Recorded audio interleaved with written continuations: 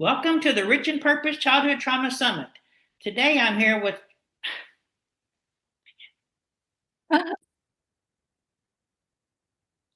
Welcome to the Rich and Purpose Transform Childhood Summit. Today I have the joy of welcoming Kathleen Huebner, author of Whispers Within Us. Kathleen has a beautiful gift for helping people slow down, reconnect with their inner wisdom, and rediscover the quiet truths that trauma often buries. Her work gently guides us back to the parts of ourselves we learn to silence just to survive. Kathleen, welcome for being with us today. Thank you, Jamie. I appreciate you having me part of your summit. Well, I'm just so happy you're here to join us and teach us how to hear those whispers within us. So many times we miss them. So tell me a little bit, Kathleen, about, I read only about 3% of the people actually start books and finish them. So tell us how you had such a burning desire to finish this book on Whispers Within Us. Well, it was a process. So I've been telling people it took us probably, when I say us, my editor was a big part of helping me with this, right? But about 13 plus months, I tell people that. It was actually longer than that. I started it April of 2024, and then I sat on it for a couple months after I had an outline ready to go. I worked with a gentleman that helped me. He does a whiteboard process, and he literally just asks me questions, and he has it transcribed into pretty much an ebook. And from there, you can make it more than what it is, or you can leave it as an ebook. I wanted it to be more. So from there, I went down the rabbit hole of adding to what we'll call an ebook at that time. And I just couldn't stop. Like, it turned what my vision for the book was and what it turned into are completely different. And I absolutely love the way that it turned and went in a different direction. It was just, I wanted to get it out there. I wanted people to know that their intuition is constantly talking to them in different ways. They just need to listen, just be still and listen. Yeah, I mean, we hear so much of it, and I was with talking with someone once, and they said when you hear that inner voice or that inner whisper, it is that uh, God or that infinite intelligence talking to you, and what He's telling you to do or what that voice is telling you to do has already been completed in heaven or in the universe, but you have to take the steps to actually do it, make it come here. So it is God talking to you. And I know that you have 3 or 4 different ways, Kathleen, of the way that you hear things. Can you talk to us a little bit about that? Yeah, so when you're going through listening to your whispers, they can be physical signs. They can be, you can hear something, they can be downloads. And when I say downloads, like a lot of times people get little things that come through in their like dreams or meditations. And then another way is actually you feel it, right? Like when you're out and about and you sense danger because you get like the goosebumps up the back of your neck or something. People need to listen to those. I think a lot of people question what it is, but so it can be a physical sign, right? So a lot of people when they're going through their intuitive downloads, whatever they look like, hearing, feeling, seeing, whatever that is, they just need to listen. And I think people forget to do that. A good example is say you see the same blue jay every day at your bird feeder. Every day that same blue jay lands there. You don't know if it's the same blue jay, but there's a blue jay landing there. If you look up spiritual meaning of seeing a blue jay every day, you'll come up with like 4 or 5 meanings. Guaranteed one of those meanings that you Google and comes up has something to do with your life. It resonates with you. So I always tell people signs are everywhere. And like you could hear a conversation next to you. That's another one I like to tell people about. You could hear a conversation you're not even involved in. You're just sitting having a cup of coffee, scrolling on your phone, and all of a sudden you hear something in a conversation and it resonates with you. Well, that's a whisper because it resonates with you. Anytime something resonates with you in any of the clearances, it's a whisper for you. Well, and sometimes you'll see someone and it's like, oh, I haven't seen you in a long time, and then all of a sudden the thing that you talk about will actually happen. Those are things that I find sometimes that you that's why people who don't believe in God and infinite intelligence, you wonder, well, how did that happen? Really, if that's not true. But the one thing I want to ask you, or another one of the questions is, for people who grew up in chaos or fear, what makes it so hard for us to hear those inner whispers? And how do you begin getting us connected to that inner guidance? A lot of that is when you're in that traumatic experience, right? The chaos, it doesn't let you sit. It doesn't let you be. You can't be still. So your head is always full because you're always in fear that whatever the trauma is going to happen again, right? So if somebody can meditate, even for 2 minutes, it doesn't have to be a long meditation. Go for a walk in the woods or in the park. Not everybody has woods. In the park, in your backyard, along the water. Anytime you're in nature, your higher power, whatever it is, God, universe, Buddha, your higher power likes nature, likes to talk to you through nature, and a lot of people don't know that. So if you do have those trauma areas or fear areas, limiting beliefs, a lot of limiting beliefs come from fear, instilled in us when we're little. If you can get into nature and just go for a walk, if you're not a meditator, it calms your nervous system down and it allows you to take in whatever is coming at you. If it's a physical sign you see or a possible audible sound you hear that could be a word or a sentence, it comes in so many different ways. It's just getting still, right? Just meditating, walking through the woods, walking in nature, just allowing your nervous system to slow down so you can actually hear what's going on.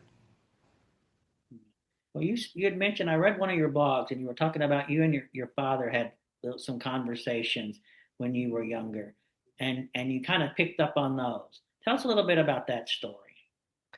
So it's a lot of it is it's conversations I have even with him now through feathers. Like if I'm struggling with something or uncertain about something, I always ask to see a white feather. And when asked when I tell people when you're asking a question to your higher power or to your guides, my dad's one of my guides, um, you ask for a specific sign. It can be almost anything, but I always ask for a white feather. I'm like, if I'm on the right track, just show me a white feather. Or I'm struggling with this. Could you tell me if I need to move forward? Show me a white feather. So if I don't see a white feather, I know he's saying, no, you should probably pull back. Or if I do see a white feather, I'm like, okay, he's guiding me to move forward. I'm going to keep going. So I believe that when you have people that have transitioned over, they are your guides. I'm a strong believer they're with you all the time and they're watching out for you. You can have conversations with them. But even in life, when you're having conversations with, like when I was having conversations with my dad, you just intuitively know their personalities, right? So he was a hot-tempered man. And so we knew like we didn't listen, we were in trouble, right? But he also created a lot of strong values. He was a single dad, so strong values, strong work ethic, integrity, all those things. We wouldn't have those if he wasn't who he was. And he wasn't abusive or anything. He just had a temper. Like he did not know how to rein that in. So sometimes I just knew, like I intuitively knew if I didn't do what he wanted us to have done, we were going to get in trouble. So you just pick up on those signs. Well, I was reading some of your book, and you have uh, paragraphs in there are some of the things that happened when you were a kid with one of your best friends, and also with your son. So you have really picked up on these whispers to help you even help people.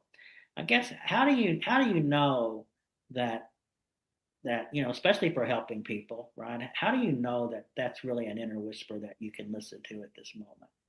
So I did not know, and I believe everybody has intuitive abilities in them. I did not know until a couple years ago, um, actually probably 10 years ago, that I wasn't intuitive at all. I just was having a conversation with a lady and she's like, "Oh, you're one of those." And I'm like, "One of what?" I got like leaned in because I'm like, "What does that mean?" And she's like, you pick up on energies. Like from people, you pick up on energies and they guide you. Those energies guide you. And I was like, oh, well, okay. And I thought, whatever, lady, right? But then all of a sudden, after that conversation with her, it's all of a sudden my guides were like, okay, she gets it. And then they just started pounding me with certain types of like intuitive downloads of all kinds, like things I've seen in the shower listening to a podcast. All of a sudden music comes on. What's the song about? Listen to the words. What's it saying to me? That kind of thing. And so yeah, like the one story with my girlfriend in high school, like she did not come from a good home. There were things going on that she never verbally told me about. Some of it she did, but some of it she didn't. She just hinted towards things. And so it was almost like I needed to protect her, like I needed to keep her close. And as I've figured out my intuitive side of myself, and I have to say, people are drawn to me. My son said it when he was little. We were at the grocery store one day, and this lady's just talking my ear off, telling me about her day and her life and all the things, right? We were probably in line for maybe 5 minutes, and we were leaving, and my son's like, "Mom, why do people do that all the time with you?" And I said, "Do what, sweetheart?" Talk, talk, talk, talk. Tell you everything about themselves. I'm like, I don't know. I just have that gift. They know I'm open, so they talk to me. And at that time, I did not know what that meant, right? So the reason why this book came to life is I started having all these like really strong downloads of stuff from when I was a child. And I'm like, okay, that was my intuition and I didn't know it. Like my intuition was going off. So that's what started this book is I wanted to like show people that those little tiny intuitions, maybe insignificant things that were happening to me that I remember so strongly were actually being talked to me through my guides or whoever, right? My higher power was like, giving me little things like to protect my friend Peggy, keep her at my house as much as I could. And my dad knew what was going on too. So it's like, he would always say, stay overnight, have supper with us. So you just pick those things up. Yeah, well, so many times we disregard those thoughts though. It's like you'll be waiting in the grocery line and they'll the voice will say, go pay for that person's groceries. And then you say, "Stand behind me, Satan. I'm not going to do that." So you don't, so you don't really, so many times we hear things, but we don't follow through with them. And that's what I just wonder, what are we missing, right? If we hear them and we do them, it's God telling us that I would like for you to do this, and something good would happen. But then Yeah. so many times we probably miss what he has for us, or just that person needed that money so badly, much more than you did, that it would have helped that person even tell a story, right, about how someone helped them. So, yeah, I just think that it's so important to listen. Sometimes I listen, sometimes I don't, but it is important to hear those voices and understand really they are from God. And if you'll Mm. listen to it, there's usually good things that can happen to you or the person that that you're being instructed to help. So Yep. I say many high performing adults have learned to override their emotions to stay safe or successful. How do you help people tell the difference between a trauma driven thought and a true inner whisper meant to guide them? So a trauma-driven thought, they're going to get very like their body's going to feel like it's in turmoil, right? They're going to get those vibrations of flight, fight. They're going to get those vibrations, right? If it's a true whisper, they're going to feel called to do it. They're going to feel called to follow it. It's more of a calling. They're so different. Like a whisper is going to be calmer.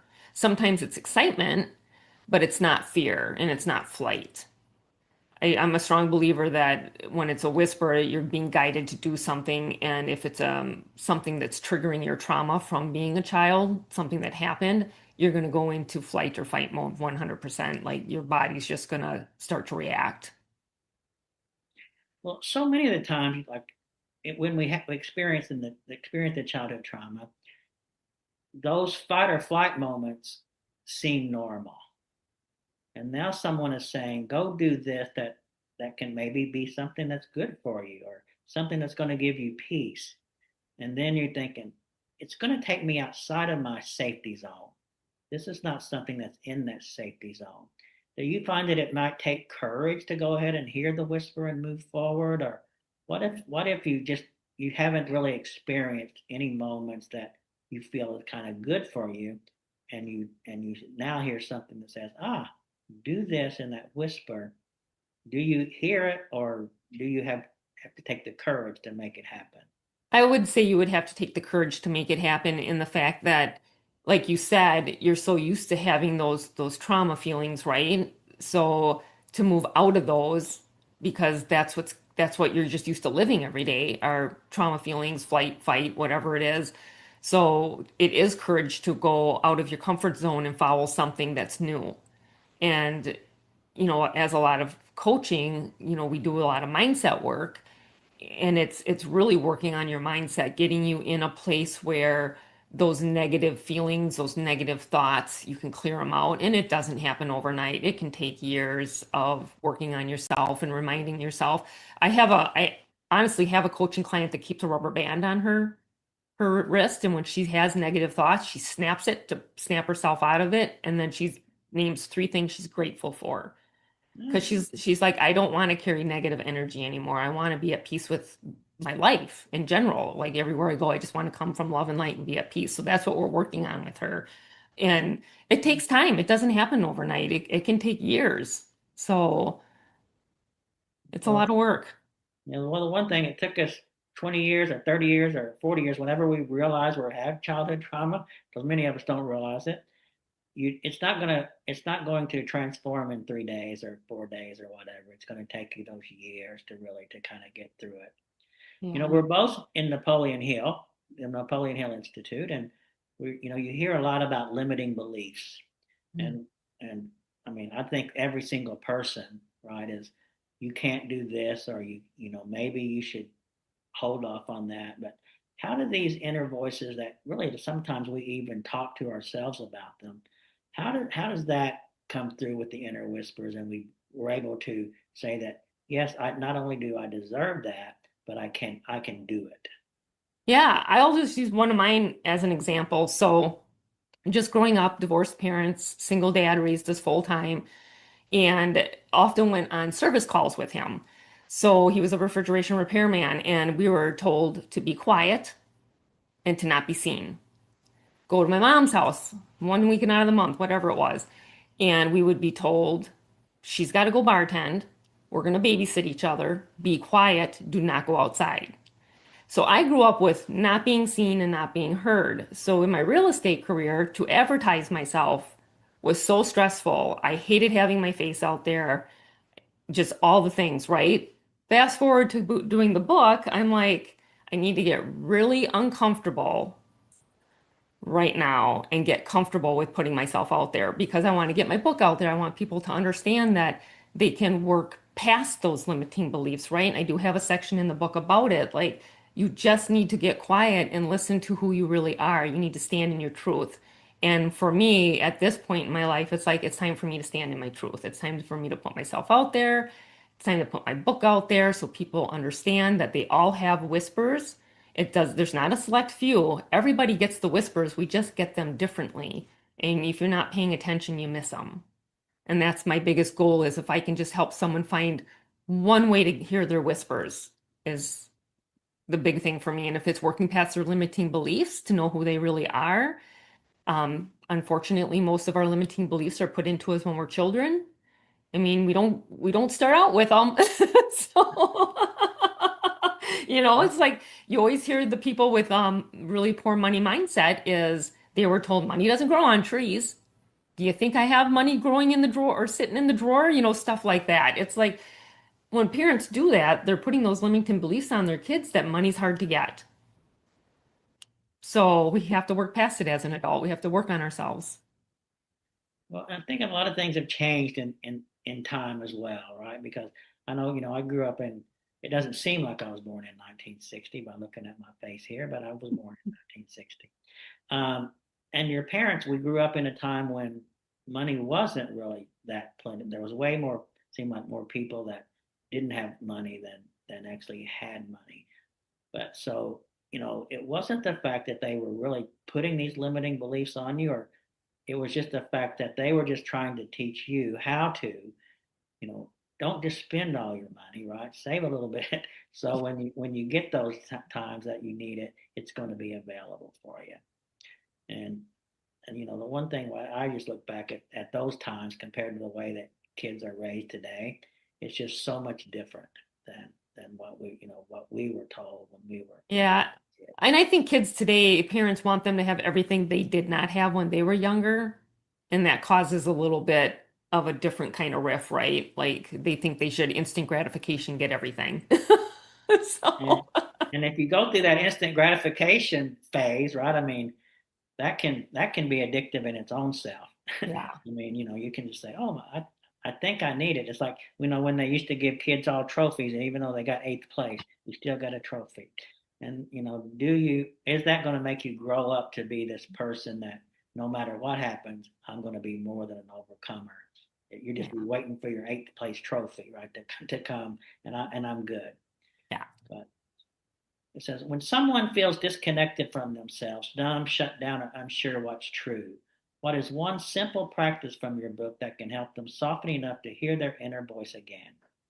I would say breath work. I'm a strong breath work person. And another small example, it's not in the book, but my son called me one day and he was having a really rough day and was out running with one of his buddies. They were actually traveling. They had like 8 hours left to get home. And he's like, I don't know what I'm gonna do, Mom. He's driving me nuts. I'm gonna leave him on the side of the road. I'm like, okay, I need you to calm down and I need you to breathe with me. And so I did the 4-7-9 with him. I told him to breathe in for 4. Actually, I do 5, but they say 4. So I had him breathe in, hold it for 7, exhale it for 9. I said, do it 3 times on your own. I'm just gonna sit here on the phone with you. And then he did it a couple more times. He's like, wow. And I said, yeah, it calms your nervous system down. So if people can just stop for a minute and literally breathe for maybe 2 minutes, it doesn't take long to do it. It literally calms your nervous system down. So then you can like slow down. Because when you are in like that trauma place, right, your nervous system is up and you do have a hard time like focusing forward. I've been there, I totally understand it. I used to get panic attacks, and it's hard to like catch your breath and slow down, but breath work saved me from those. So I'm a strong believer that if somebody can just do the breath work for a couple minutes, they're going to feel so much better, and then they can think, and their mind slows down, their nervous system slows down. Well, I mean, that's something I think that I'm just learning because my mind, and there's a lot of people with that's experienced trauma. It just never stops, right? I mean, yeah, my mind is always going. Like when people say meditate for 10 minutes, I'm like, silent meditation for 10 minutes. I'm like, okay, what about 10 seconds? Maybe I can get there for 10 seconds, but not 10 minutes. And that's when you like when you can't meditate, that's when I say go for a walk in nature. Yeah. Because that's meditation in itself. You're not just sitting trying to sit still, right? You're doing something, but it's calming. So, And that's what I try to do is I love to go walk, and now I'm fortunate enough to live close to the water, and I can walk along the water and just kind of just think, right, and think about how I can do something or get past this one moment that's not good for me. and doesn't just talking about it make you feel calmer? Like I'm gonna go for a walk later, and you just instantly like you just calm down a little bit. It's the weirdest thing. Well, yeah, I mean, if you look outside, it wasn't invented by us, right? The buildings were, but the outside was built in, created by infinite intelligence or God. So, and we have that attraction, I think, in us that will make us feel calm if we just will let ourselves get out there and do that. In writing the book, Kathleen, you go through quite a few different things. Just give me two chapters that you think that these are like of all of them, maybe not the best, but the two that you think have impact on people that have childhood trauma, and if they can do those, they can hear these whispers. Okay, so I'm just gonna pull it out because I don't remember which chapters they are, but the like number 7, talk taking aligned action. I feel that when you've had chaos and trauma in your life, no matter what age you're at, when if you can like find a focus point and take action to move towards that, if it's a goal, an intention, whatever you want to call it, I just feel like it helps you move forward in a systematic way. I guess that's the best way for me to say it. Taking aligned action leads you into the direction of getting out of the chaos and out of the trauma, right?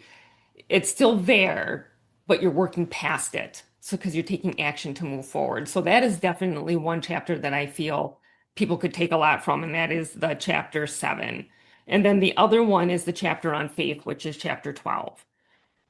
When you have a belief system that's so strong that the trauma and the chaos, it'll still be there, right? It's never going to be 100% gone. And you know this with everything that you've worked past on your own. But when you have that faith and you align that with purpose, it just makes life so much easier to move forward and put that trauma and that chaos kind of at a lower level so your vibrations can come up. I'm a strong believer when when there's faith there, there's just something holding you strong. It's almost like, I mean, if you're godly, it's almost like God's bringing his hands down. He's like, I have you, just hold faith. And that helps you move forward with the action. So those two chapters, they would work well together. And I think they're really good for trauma and chaos, both. Well, I mean, you have to have faith to move forward really kind of in anything, right? If you don't, if I thought this bar stool or this chair was going to give out on me in 5 minutes, I wouldn't be sitting here in it. I have faith in this chair that it's not going to break. But then I have to have faith in myself, and and those things you're right. You have to, I think, get coaches like yourself, become you know really good with reading self-help books and things that are positive rather than reading things that like novels that where 18 people get stabbed. That's not a good thing to kind of keep you going and keep you going forward, and not have the faith. And then also really the belief or the doing the things that give you confidence, right? If you if you can envision doing something, but you never take the action to see if that first step will come to play, then it kind of creates anxiety in you, right? You want to do it, but you don't take that first step because maybe you don't have the faith. Maybe you've been told over and over that you can't do anything. But I can, but those are really things that Kathleen have helped me move forward as well, especially the faith and taking action on something that I want to do. It, it kind of makes me also realize that, Jamie, you're worthy. You're worthy of this goal. And look, infinite intelligence or God gave you this. You took the first step, and look what happened. Now take the second step, and something else will happen. Because so many times you have to take that first step and you have that faith before infinite intelligence and God will open the next door. Well, and along with that, like you don't have to do it all by yourself either, right? You can have a tribe of people that help you take action because sometimes the action has little mini actions and you don't have the know-how to do the mini actions. Like I'm not very techy. So I have somebody that helps me do a lot of my like pictures and stuff on Canva because I just don't have I'm sure if I sat down and did it, I would figure it out. But I just it's not my forte, shall we say. So sometimes when you're taking action, you have people around you that help take the other little mini actions to make the big picture come alive. And I think a lot of people forget that. They think they have to do all the action on their own and they don't. Asking for help is action in itself. Yeah, and you have to make sure. That's why, again, reach out to coaches, reach out to a mastermind that can help you because so many times if you reach out to your friends, you're not going to move forward, right? Mhm. One of my favorite sayings, and people are going to hear this probably about 15 times in on the summit, but the people that I've talked to, but show me your five best friends and I'll show you where you're going to be in 5 years. And for me, last year, I decided to get rid of all of my friends and start all over. And I started over with a mastermind and being part of the Napoleon Hill Institute. Now, in 3 years, I started this program. Now, in 8 months, I've been able to really fulfill it and get it going. So you have to make sure that you're around the right people whenever you get it. That's why I just over and over and over tell people that, sometimes we don't feel that we're worthy to move forward. So, when a coach says, oh, it's $2,500 for 12 weeks, you think, oh my God, I'm not worth that. But, and that's your subconscious. Really do you think, oh my gosh, I don't have that money. But you can't, if you will just get around people that will help you and take that first step that says, okay, I'm going to get somebody that's going to show me the principles and the right way to do things. And all of a sudden now you have, you're moving forward. And one of the things that I've talked to so many coaches and therapists and stuff in here, and it's the most common reason they actually move forward is because they found someone that believed in them Mm. and that had the patience to, and they felt that they were not going to give up on them. And that's what a coach with the, you can have coaches that don't have like a trauma lens, and they can put you under trauma. Right? Just do this and do this and do this, and you're like ah. But if, but if you have a, a coach or therapist that has the trauma lens, they're much more softer and they can kind of guide you to the place really where you're trying to go. So that's what I would recommend, especially for people who have experienced some emotional childhood experiences, to reach out to people who have also had those experiences, because the saying, you can't take somebody where you haven't been. And if you have a coach that hasn't ever experienced anything like you've experienced, then it's going to really be harder to get them to Yeah, get. and that's a really good point, Jamie, as far as if you're working with someone, and I always say this to my clients when I have my discovery call with them. I'm like, this discovery call is to see if we're a good fit. And if you or I feel like we're not a good fit, I'm going to give you a couple names of people to reach out to because everybody has their specialty knowledge. And maybe what I work with people is not what they need. It's not my forte is not what they need. So when you said that, strongly agree with you. You've got to have the right people that you're working with. Well, I know that you've written this book and it's a great book, but you're also working on something for women, right? Can you tell us a little bit about that? Yeah, so I have a program that I started about 9 months ago called Mrs. to Miss. And what happened is after my divorce, I found myself in a very difficult place, very depressed for 2 weeks the day we left the courthouse, and not getting out of bed, barely walking my dog. And one morning, I'm literally standing in front of the mirror, brushing my teeth, and I can still see it so vividly. And I caught myself in the mirror and I'm like, what is wrong with you? Get your shit together. And like, he is not allowed to have power over you anymore. You are your own person. Get showered, get dressed, let's go. And from that moment on, I just kept moving. But as my divorce was finalized, I had all these people, like women wise, reaching out to me. Yeah, we're thinking of getting a divorce. We're in this spot. And we would talk, and I'm like, okay, there's something here. And I was getting ready to start my coaching business. I hadn't started it yet. More women had come to me. And finally, I'm like, women need help. Divorced women need help. So my avatar is 35 and above. So it's females. They don't have to be in a divorce situation, but they're drifting, right? They're just out doing life with no purpose, no passion, no guidance. And I bring them in and I try to help them find that purpose and passion. It's in them, right? They just have to find it. So yeah, I've been enjoying it. I've had several women go through the program already, and they are doing phenomenal. Kind of found their confidence again and their worth, standing in their truth. So it's been a passion project for me, and I love every minute of it. And it all kind of stemmed out of what I went through, seeing that other women needed it.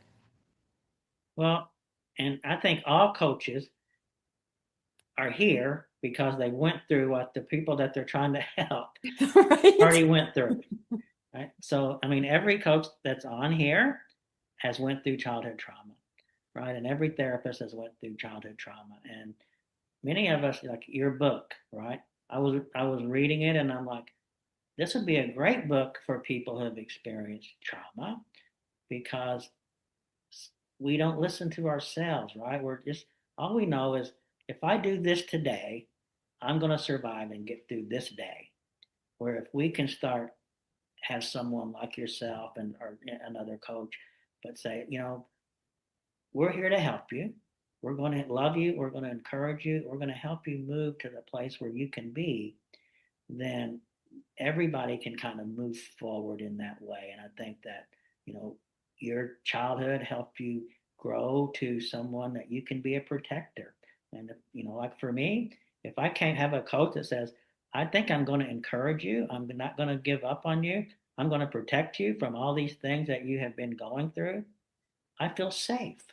Yeah. Now I can take on you as a coach or a coach with that and saying, as long as I feel safe to say whatever I want to say, then I'm going to be able to move forward. And so creating those safe experiences, I think, not only if people read your book, but then meet you and your kindness and your smile, they're going to think, I think maybe this lady can help me and give you an opportunity because so many times we just don't take that first step and we find Yeah. ourselves just living and when you're 7 years old it takes you 20 years to get through a year, but when you're 50 years old it only takes you 2 days, right? Time just goes by so fast. All right. And then all of a sudden you're like, oh my gosh, I'm 60 now and I've got things to do. And so you just need to keep going on that. But Kathleen, we're going to wrap it up. But can you give us one thing that you think that if you read this one little part in the book, you're going to be better off than you were if you didn't read it? Well, it's mentioned more than once in the book, but it just talks about slowing down. And you kind of mentioned it at the beginning. I loved the way you mentioned it at the beginning, but if you can slow down to hear the whispers, and I'm not talking just sitting still, just slow down. Don't be chaotic all the time. So, um, there is a companion journal coming out that we started in October, and it's literally you write a few things in the morning and a few things at night. It takes you maybe 6 minutes every day And I think that will help people slow down. So you don't even need the journal. You can do it all on your own. Just take a few minutes every morning and write down three things you're grateful for, what you want to happen good during the day. And then at nighttime before you go to bed, three things wonderful that happened during the day and what you would like to have happen differently the next day. That is going to help your brain slow down in itself and get into your subconscious mind. Yeah. I just was learning about the other day. If your day didn't go the way you want it, then create the day like if it would have been a good day, create that day in your mind, and you'll start having those kind of days as well. So that's very, very, very good advice. And for your coaching, if someone wants to reach out to you, we'll put it on the screen. But how can they get a hold of you? My website, which is whisperswithinus.com. Well, when we get a hold of you, we're going to try not to whisper so you can hear us. I appreciate that. My pleasure, Kathleen. Well, thank you so much for sharing this with our audience. And I'm going to recommend that they get your book so they can slow down, hear those whispers, and some of the things that they think are just maybe not the right word they're hearing, but they'll start hearing that that's from infinite intelligence or God, and they'll take that action. So thank you so much for writing the book and being here with us today. Thank you, Jamie. My pleasure.